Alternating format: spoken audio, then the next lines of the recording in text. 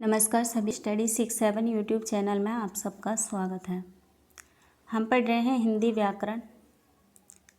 हिंदी व्याकरण की पिछली कक्षा में हमने शुरू किया है वर्ण विचार। वर्ण विचार का भाग 1 हम पूरा कर चुके हैं, जिसमें हमने पढ़ा वर्ण की परिभाषा। वर्ण क्या है? वर्ण भाषा की सबसे छोटी इकाई है। वर्ण के प्रकार। वर्ण के 2 मुख्य भेद या 2 मुख्य प्रकार हैं, स्वर और व्यंजन। स्वर वे वर्ण होते हैं जिनके उच्चारण में अन्य किसी वर्ण की सहायता नहीं लेनी पड़ती है, और जबकि वर्णों के उच्चारण में अन्य वर्णों की सहायता लेनी पड़ती है। स्वर स्वतंत्र होते हैं। उसके बाद हमने पढ़ा था स्वर के भेद। स्वर के कई आधार पर भेद किए गए हैं, जिसमें हमने पहला पढ़ा था मात्रा या उच्चारण में लगने वाले समय के आधार पर। मात्रा या उच्चारण में लगने वाले समय के आधार पर स्वर को 3 भागों में विभाजित किया गया: लघु स्वर, दीर्घ स्वर और प्लुत स्वर। आज हमारा स्वर का दूसरा प्रकार है ओष्ठ की आकृति के आधार पर। ओष्ठ की आकृति के आधार पर स्वर के भेद। तो ओष्ठ की आकृति के आधार पर स्वर के 2 भेद हैं, वृत्ताकार और अवृत्ताकार। वृत्ताकार स्वर क्या होते हैं? जब भी हम किसी वर्ण या स्वर का उच्चारण करते हैं तो वह उस स्वर का उच्चारण करते समय यदि हमारे होठों की आकृति वृत्त के समान गोल हो, वृत्त के समान गोल हो, तो ऐसे वर्णों को हम कहते हैं वृत्ताकार स्वर या वृत्तमुखी स्वर, क्योंकि हमारा जो मुख होता है वो कैसा होता है? वृत्त के समान गोल होता है। तो ये वृत्ताकार या वृत्तमुखी स्वर कितने हैं? 4 हैं। छोटा ओ, बड़ा ओ, छोटा ओ और बड़ा ओ। दूसरा है अवृत्ताकार स्वर। अवृत्ताकार, अ का मतलब है नहीं, वृत्ताकार का मतलब है वृत्त के समान। वे स्वर जिनका उच्चारण करते समय मुख की आकृति वृत्त की समान नहीं होती है, वृत्त के समान नहीं होती है, उन वर्णों को हम कहते हैं अवृत्ताकार स्वर। अवृत्ताकार स्वरों की संख्या 7 है: छोटा, बड़ा, छोटी ई, बड़ी ई, री, ए और ए। इसके बाद तीसरा आधार है जीभ की क्रियाशीलता के आधार पर स्वर के भेद। जीभ की क्रियाशीलता के आधार पर स्वर के 3 भेद हैं: अग्रस्वर,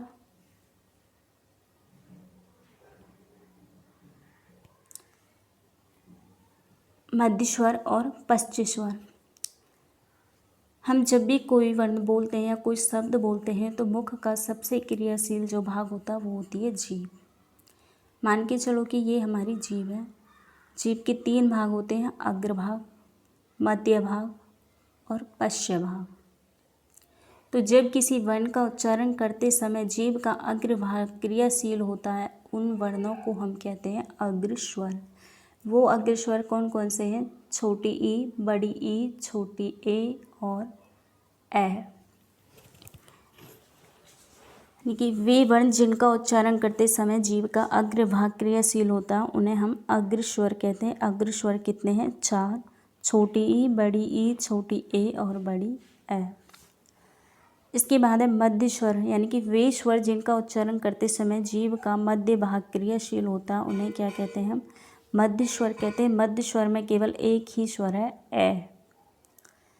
तीसरा है पश्च स्वर। वे स्वर जिनका उच्चारण करते समय जीभ का पश्च भाग क्रियाशील होता है उन्हें हम पश्च स्वर कहते हैं। पश्च स्वर में क्या कौन कौन से आते हैं? बड़ा आ, छोटा ऊ, बड़ा ऊ, ओ और ओ।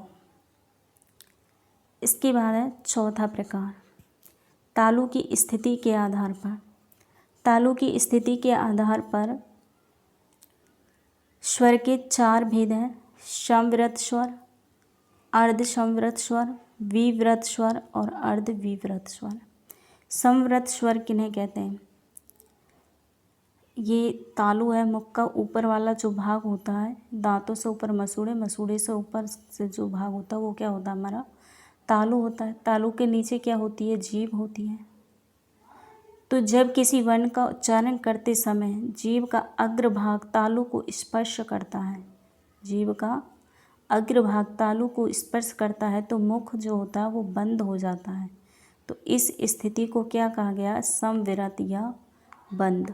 क्या कहा गया है? समवृत या बंद।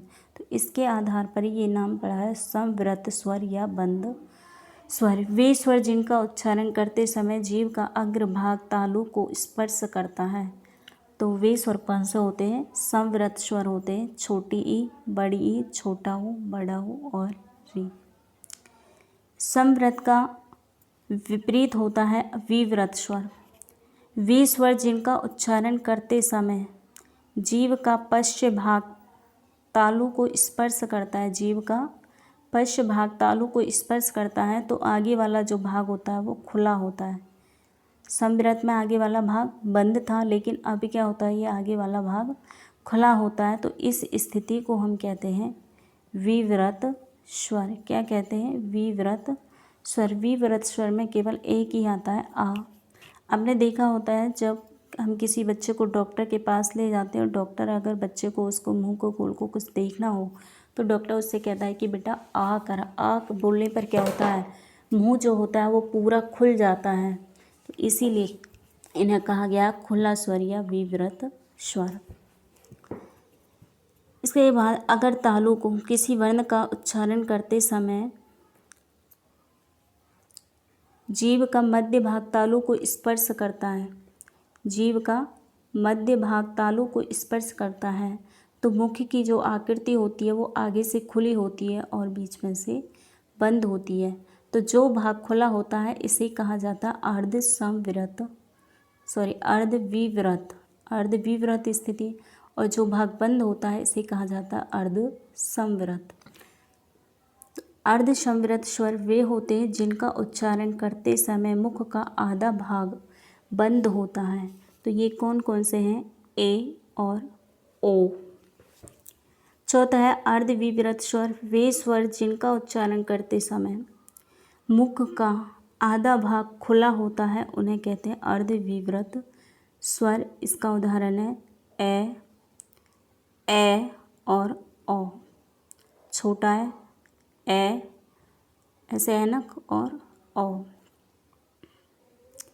इसके बाद है अनुनासिकता के आधार पर स्वरों के भेद। अनुनासिकता के आधार पर स्वर के दो मुख्य भेद हैं, निम्नुनासिक स्वर और अनुनासिक स्वर। अनुनासिक क्या है? अनुनासिक किसको बोलते हैं? ये जो चंद्र बिंदु होती है इसको बोलते हैं अनुनासिक। हिंदी भाषा में 11 स्वर होते हैं। 11 स्वर के अलावा 2 आयोग वहाँ होते हैं जिसमें एक अनुस्वार होता है। इस अनुस्वार का ही तद्भव रूप क्या है? अनुस्वार का तद्भव रूप क्या है? अनुनासिक है, यानी कि ये चंद्र बिंदु जो है ये अनुस्वार का तद्भव रूप है। अनुस्वार तत्सम रूप है, हिंदी भाषा का क्या है? तत्सम रूप है, लेकिन अनुनासिक जो है ये तद्भव रूप है। तो इसीलिए जिन शब्दों पर चंद्र बिंदु लगा होता है उन शब्दों को तद्भव शब्द कहते हैं, वो तत्सम के नहीं होते हैं। इस चंद्र बिंदु के आधार पर स्वरों को 2 भागों में बांटा गया। निम्नुनासिक स्वर। निम्नुनासिक स्वर वो होते हैं जिनके ऊपर ये चंद्र बिंदु नहीं लगा होता है, और अगर स्वरों के ऊपर चंद्र बिंदु लगा हो तो उन स्वरों को हम कहते हैं अनुनासिक स्वर। जैसे हमने यहाँ पर लिखा है छोटा, बड़ा, छोटी, बड़ी, छोटा हो, बड़ा हो, इनके ऊपर कोई भी चिन्ह नहीं है। तो अभी इस स्थिति को हम क्या कहेंगे? निम्नुनासिक स्वर। लेकिन जैसे ही हम इनके ऊपर चंद्र बिंदु लगाते तो चंद्र बिंदु लगाने पर ये स्वर किस में बदल जाते हैं? अनुनासिक स्वर में बदल जाते हैं। अनुनासिक स्वर के लिए इनकी स्वरों के ऊपर क्या लगाते हैं? चंद्र बिंदु। छोटा है इसके ऊपर चंद्र बिंदु लगा दिया, बड़ा आ इसके ऊपर भी चंद्र बिंदु लगाए, छोटी ई इसके ऊपर भी चंद्र बिंदु लगाए, बड़ी ई के ऊपर एक मात्रा होती है इसलिए केवल बिंदी का यूज किया जाता है, चंद्र को हटा दिया जाता है, केवल बिंदी का यूज किया जाता है। छोटा ऊ। तो ऐसे वर्ण या ऐसे स्वर जिनके ऊपर अनुनासिक चिन्ह होता है उन्हें अनुनासिक स्वर कहते हैं, और जिन पर नहीं होता उन्हें कहते हैं निम्नुनासिक स्वर। छठवां है जाति के आधार पर। जाति के आधार पर स्वरों के 2 भेद हैं, सजातीय स्वर और विजातीय स्वर। सजातीय स्वर यानी कि इनकी जाति कैसी होती है? समान होती है। जैसे छोटा हा और बड़ा हा दोनों की जाति समान है, ये एक ही जाति के स्वर हैं। छोटी ई और बड़ी ई ये दोनों एक ही जाति के स्वर हैं। छोटा ऊ और बड़ा ऊ ये दोनों एक ही जाति के स्वर हैं। तो ऐसे स्वर जिनकी जाति समान होती है उन्हें क्या कहा जाता है? समान जाति के स्वर या सजातीय स्वर। इसके अलावा जिनमें अगर दो अलग अलग जाति से हैं, जैसे कि ये ए है,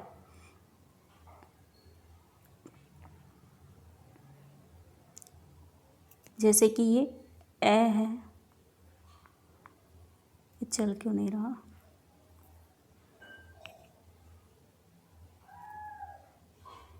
ए और ई, दोनों की जाति कैसी है? अलग है। ए अलग जाति से और छोटी ई अलग जाति से है, तो इस स्थिति को हम क्या कहेंगे? ये कैसे स्वर हैं?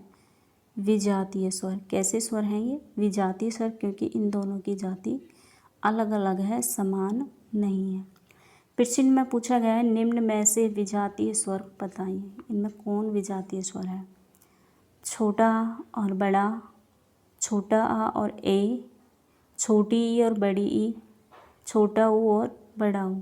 तो छोटा और बड़ा ये भी दोनों समान जाति के स्वर हैं, ये दोनों समान जाति के हैं।